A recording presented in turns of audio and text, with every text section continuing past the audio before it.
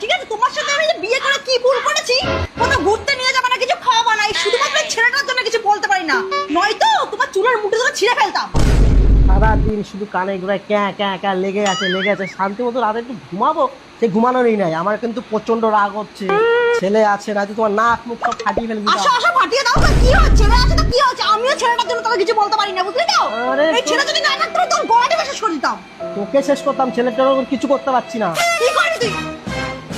এখন যত ইচ্ছে ঝগড়া করো, যত ইচ্ছে মারপিট করো, আমি বাইরে গিয়ে দাঁড়াচ্ছি।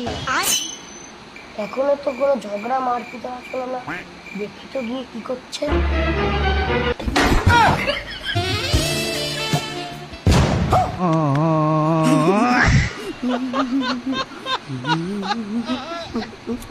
हाय दैया मार डाला रे।